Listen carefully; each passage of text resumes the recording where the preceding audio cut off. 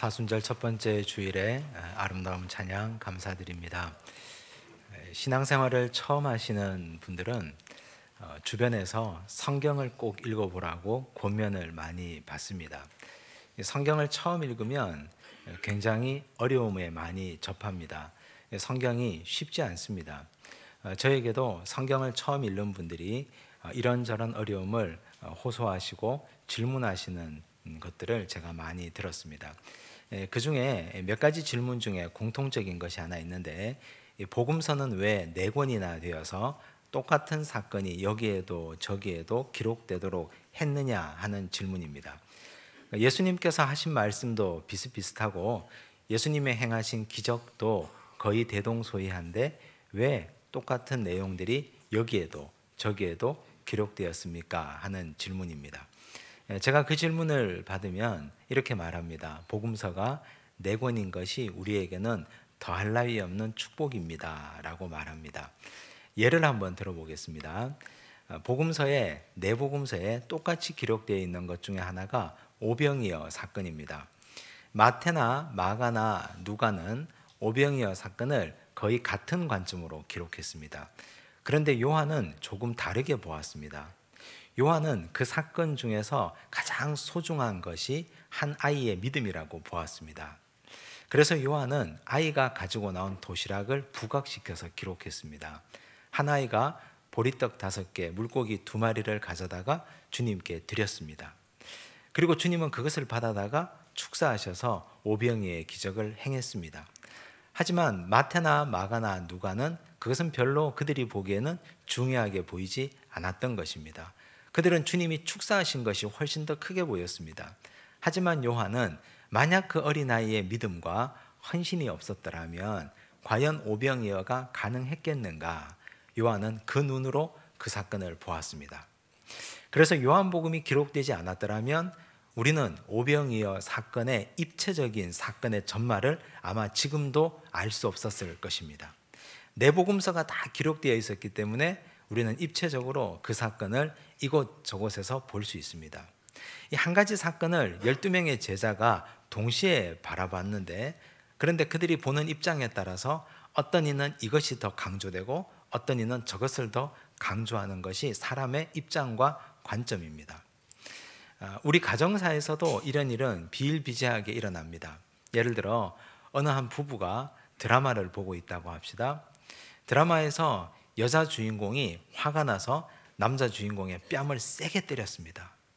같이 부부가 보고 있는데 남편은 속으로 생각합니다.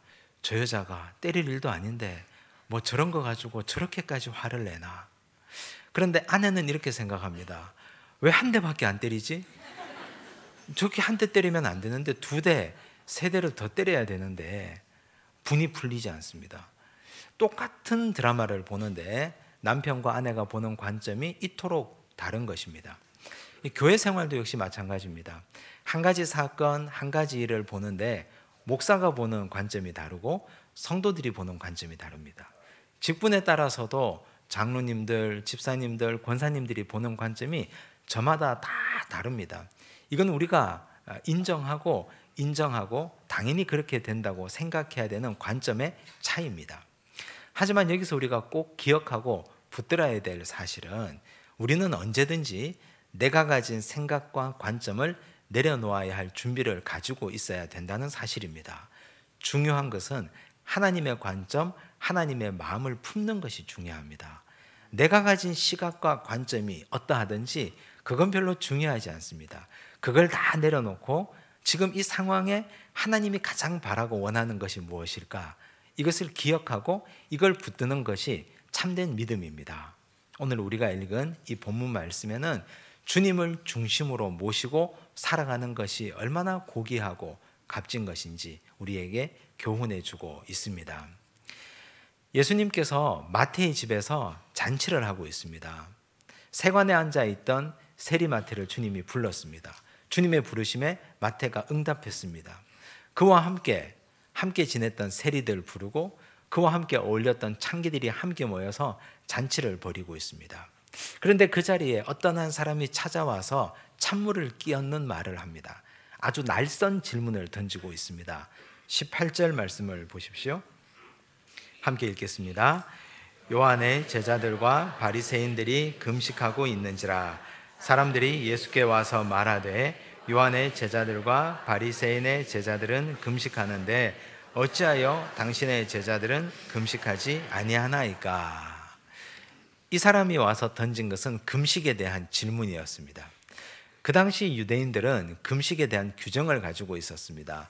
모든 유대인들이 함께 금식하는 날은 1년에 한 번 대속죄일이었습니다.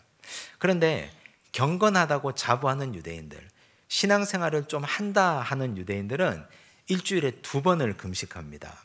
그것은 월요일과 목요일이었습니다. 아마 이날이 대속죄일이든지 월요일이든지 목요일이었을 것입니다.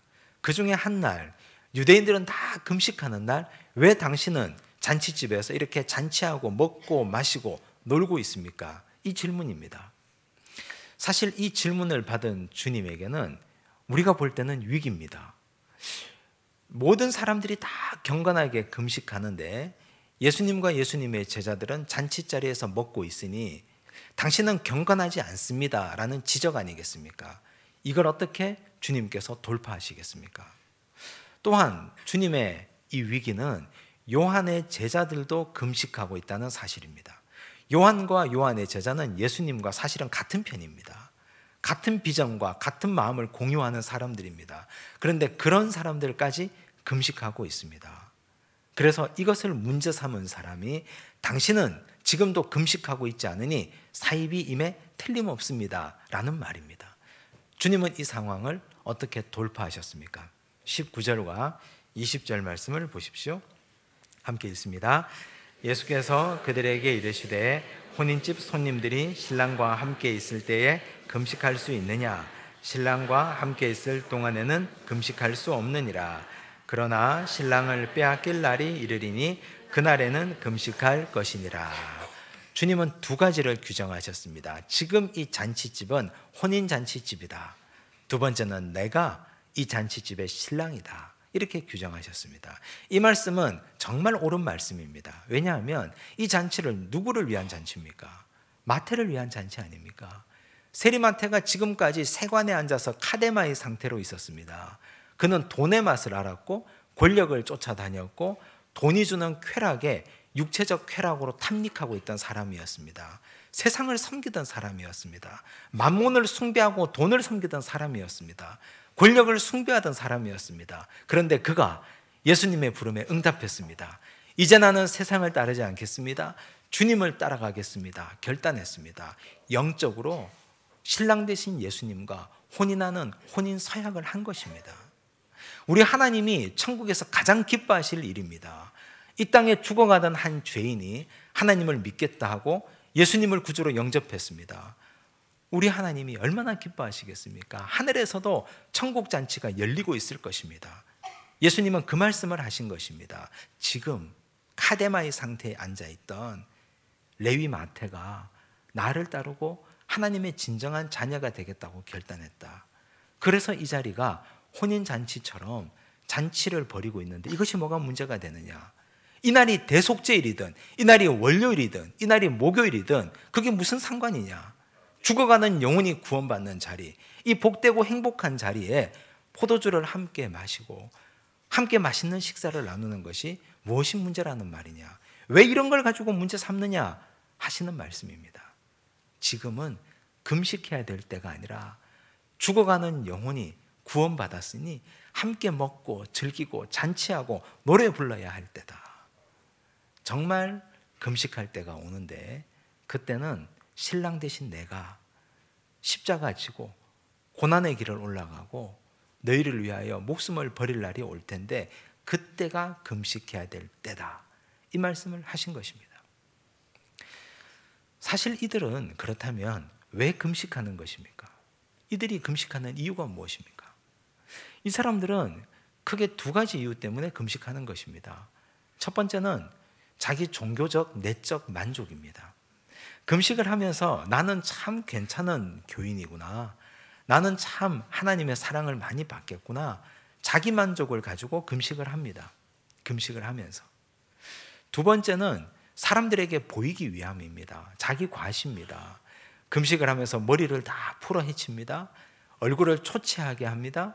그리고 사람들이 볼 때 저분은 금식하는구나, 믿음이 참 좋아 보이는구나, 그 말을 듣고 즐깁니다. 자기 과시를 위해서 금식하는 것입니다.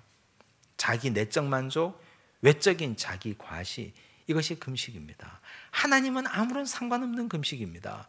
그리스도와도 아무런 관계없는 금식입니다. 그렇다면 이 금식은 오늘 우리가 하는 다이어트와 무슨 차이가 있습니까? 하나님 없는 금식, 그리스도와 상관없는 금식은 다이어트에 지나지 않는 것입니다.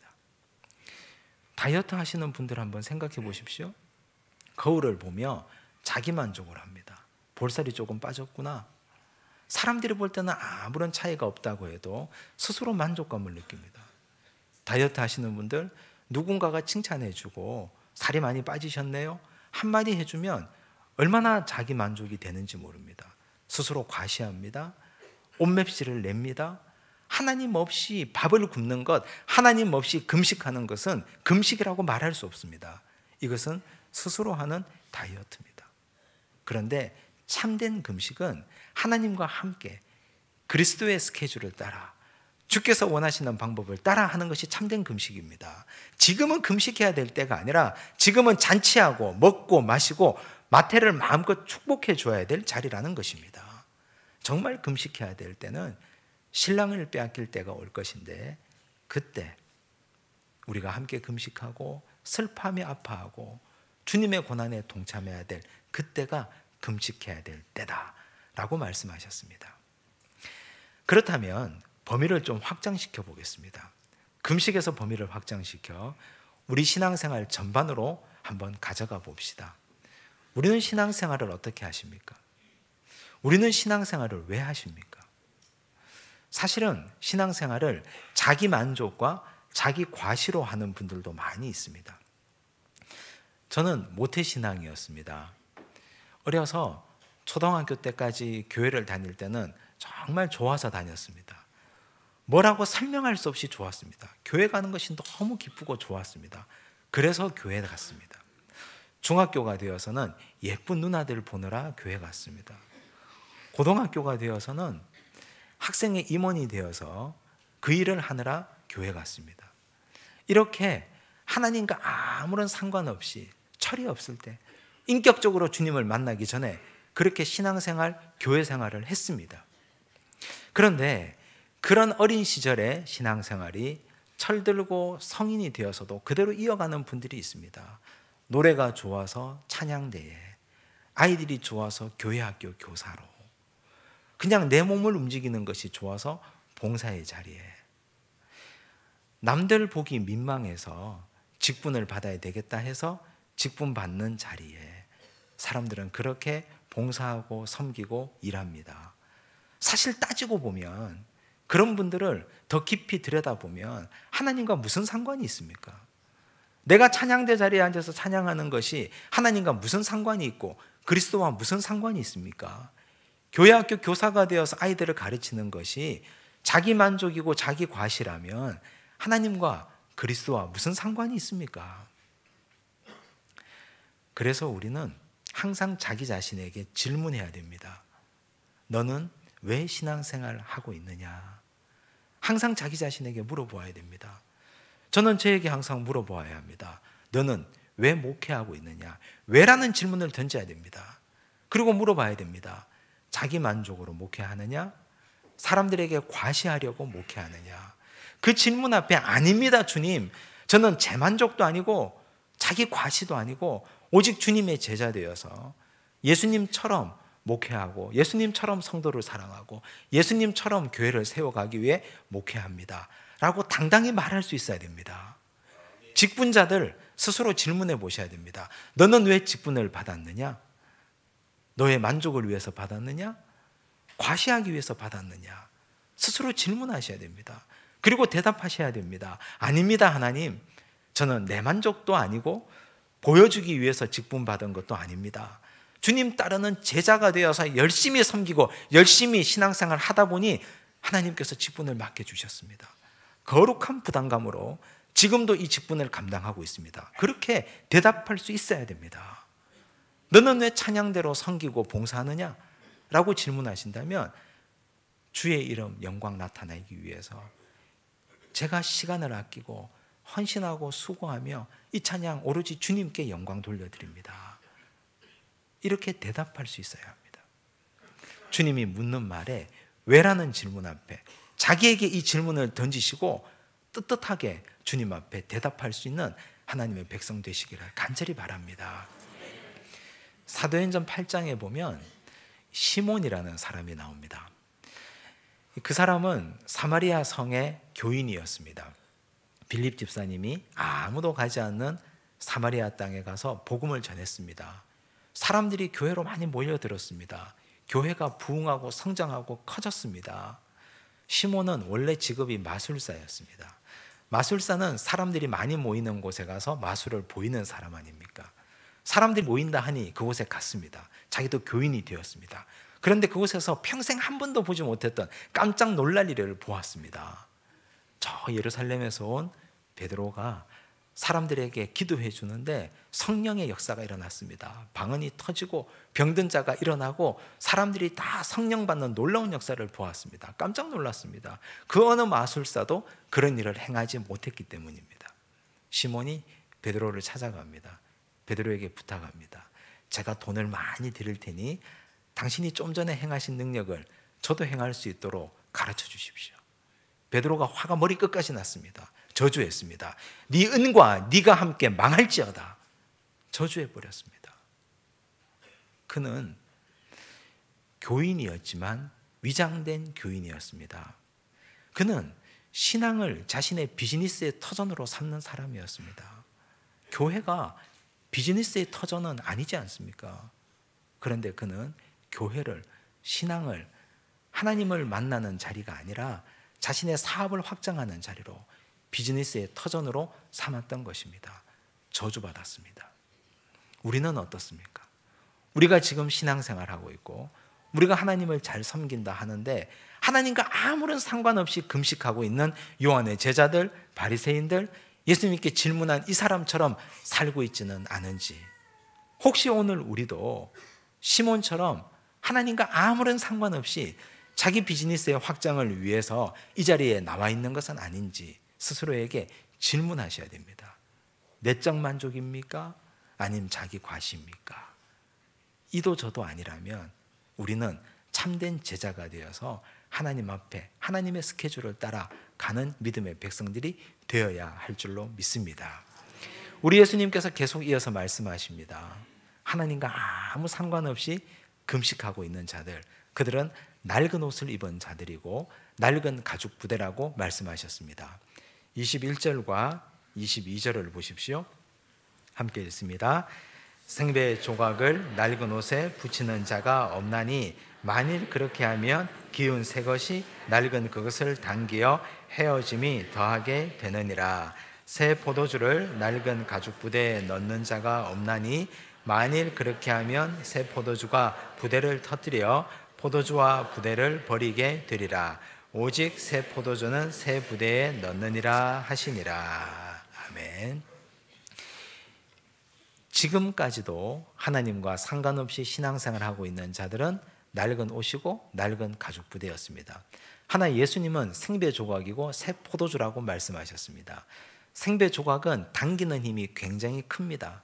낡은 옷에 붙여놓으면 그 당기는 힘 때문에 낡은 옷이 헤어짐과 떨어짐이 더 크게 됩니다. 입을 수가 없게 됩니다. 새 포도주는 발효됩니다. 부글부글 끓습니다. 낡은 가죽 부대에 새 포도주를 부어 놓으면 낡은 가죽 부대가 견디지를 못하고 터져버립니다. 포도주를 다 버리고 가죽 부대도 다 버리게 될 것입니다.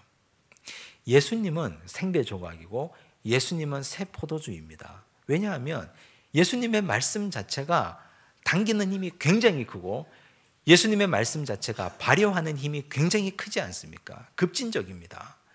생각해 보십시오. 우리 주님께서 타협을 하시는 말씀을 한 적이 없습니다. 주님이 세관에 앉아있던 레위마태를 찾아오셔서 말씀하셨습니다. 밑도 끝도 없이 앞뒤 좌우도 없이 나를 따르라. 네가 지금 앉아있던 카데마에 하고 있던 이 자리를 떨치고 일어나서 나를 따라오라 라고 말씀하셨습니다. 한 3년 정도 깊이 생각해보고 이렇게도 생각해보고 저렇게도 생각해보고 오늘은 조금 내일은 조금 이렇게 따라오라 말씀하지 않으시고 주님은 당장 버리고 따라오라 말씀하셨습니다. 우리 주님이 부자 청년에게도 그렇게 말씀하셨습니다. 너 있는 것을 다 팔아 가난한 자들에게 주고 너는 나를 따르라. 주님의 말씀은 급진적입니다. 이웃을 돕는 것에도 마찬가지입니다. 누가 너 오른뺨을 때리거든 왼뺨도 돌려대라 말씀하셨습니다. 누가 오리를 가자 하면 십리를 가주라 말씀하셨습니다. 우리 주님은 이렇게 하시는 모든 행동과 말씀이 급진적입니다. 부담스러워서 주님을 담을 수가 없습니다. 나는 낡은 옷인데, 나는 낡은 가죽 부대인데 아직까지 낡은 옷을 입고 낡은 가죽 부대를 가지고는 주님의 말씀을 담을 수가 없습니다. 어떻게 해야 됩니까? 갈아입어야죠. 새 옷으로 갈아입고 새 가죽 부대를 준비해야 됩니다. 내 심령부터 내 생각까지 내 행동까지 새 가죽 부대가 되고 새 옷을 갈아입어야 됩니다. 주님과 아무런 상관없이 금식하는 자들, 하나님과 아무런 상관없이 섬기고 봉사하는 자들, 낡은 옷을 입은 자들입니다. 갈아입어야 됩니다. 그런데 주님이 너무 부담스러운 나머지 급진적으로 양자택일을 요구하시는 주님의 말씀이 부담스러워서 사람들은 생배 조각을 붙였다가 슬그머니 떼버립니다. 새 포도주를 부었다가 끓어오르는 힘이 너무 커서 갖다 부어버립니다. 버립니다. 그리고 나서 짐짓 아닌 척합니다. 가짜입니다. 거짓입니다. 가짜 성도이고 거짓말하는 성도들입니다. 오늘 우리에게도 이런 위선이 있지 않은지 모르겠습니다. 사실은 생배 조각인 예수님을 내가 영접한 적이 없는데 너무 부담스러워서 주님 영접하기가 힘든데 새 포도주이신 주님이 나에게 오는 것이 부담스러운데 마치 그렇고 살아가는 것처럼 우리는 위선하고 있습니다. 이것이 잘못된 위선자의 태도입니다. 한 10수년 전에 어느 한 성도님이 저에게 기도 부탁을 한 적이 있습니다. 그분이 저에게 이렇게 말씀하셨습니다. 목사님, 새로운 직장을 찾도록 기도해 주십시오. 제가 깜짝 놀라서 물었습니다. 왜냐하면 그분이 돈을 잘 벌고 있었기 때문입니다. 하는 일이 잘 되고 물질의 축복도 많이 받아 돈을 많이 벌고 있었습니다. 왜 갑자기 직장을 옮기려고 합니까? 라고 물었더니 그분이 이렇게 말씀하셨습니다. 사실 제가 최근에 주님을 영접하고 만났는데 그 이전에 제가 하던 일은 돈다발을 싸들고 다니며 뇌물을 주는 일이었습니다. 뇌물을 주고 돈을 뿌리고 그렇게 해서 제가 돈을 벌고 돈이 돈을 버는 일이었습니다. 그런데 진짜 주님 만나고 나니 이 일을 제가 할 수가 없습니다. 예수님 만나기 전에는 아무런 죄책감 없었는데 주님 만나고 나니 주님을 버릴 수는 없고 이제 어떻게 만난 주님인데 이 주님을 내가 버릴 수는 없고 직업을 바꿔야 되지 않겠습니까? 우리 주님께서 저와 저의 가족 굶기지는 않을 테니 좋은 일자리 찾도록 기도해 주십시오. 그렇게 기도 부탁을 했습니다. 이분은 생배 조각이신 예수님을 자신에게 영접하고 나니 헌옷을 입고 있을 수가 없었습니다. 헌옷을 벗어버려야죠. 새 포도주이신 주님을 영접하고 나니 그 변화되는 변화의 속도를 따라가기 위해서는 자신이 새 포도주를 품는 새 가죽 부대가 될 수밖에 없었습니다. 신앙은 가운데 회색 지대가 없습니다. 옷을 반쯤 벗고 반쯤 입을 수는 없지 않습니까? 벗으려면 완전히 벗고 입으려면 완전히 입어야죠. 그래서 그분은 주님이 원하시는 새 옷으로 갈아입고 새 가죽 부대가 되어서 믿음의 길을 잘 따라가게 되었습니다. 오늘부터 사순절 첫 번째 주일이 시작됩니다. 매년 돌아오는 사순절은 봄의 시작을 알립니다. 봄은 어떤 계절입니까? 우리에게 아름다운 계절 아닙니까? 꽃노래하기 좋은 계절 아닙니까? 우리는 우리의 시간표대로 살아간다면 이 봄에 좋은 구경 많이 다니고 꽃 구경하고 겨우내 움츠렀던 것들을 다 펼치고 많이 이곳저곳 놀러 다닐 것입니다. 하지만 예수님의 시간표대로 따라간다면 우리는 이 사순절의 기간은 겸비하고 겸손하고 절제하고 경건하게 살아가야 할 것입니다. 지금이 울 때이고 지금이 금식할 때이기 때문입니다. 예수님의 십자가, 예수님의 고난을 기억하고 생각하며 우리는 지금 겸비하고 겸손하고 절제한 사순절의 시간을 보내야 할 것입니다. 부디 오늘 주신 말씀처럼 하나님과 아무런 상관없이, 주님과도 아무런 상관없이 금식하는 낡은 옷, 낡은 가죽 부대를 버리시고 오직 주님을 중심에 모시고 하나님이 원하시는 그 스케줄과 그 시간표를 따라가는 하나님의 사랑받는 백성들 되시기를 간절히 바랍니다. 기도하겠습니다. 하나님 아버지 감사합니다. 하나님께서 우리에게 주신 은혜를 사모합니다. 주님, 우리는 신앙생활 잘 하는 줄 알았습니다. 주님, 우리는 경건한 사람인 줄 착각하고 지냈습니다. 내적인 만족과 외적인 자기 과시를 통해서 경건하다고 생각하며 살았습니다. 하지만 말씀을 듣고 다시 돌아보니 우리는 낡은 옷을 입고 있었고 낡은 가죽 부대를 가지고 살던 사람들이었습니다. 주님, 이제 주님 따라가기를 원합니다. 주께서 바라시는 대로 그 스케줄과 그 시간과 주님이 원하시는 대로 살아가는 참으로 복된 주의 백성으로 서게 하여 주시옵소서. 그리하여 정말 주님의 사랑받는, 모두가 주님의 길에 동참하는 복된 주의 성도로 살게 하여 주옵소서. 모든 말씀 예수님 이름으로 기도드리옵나이다. 아멘.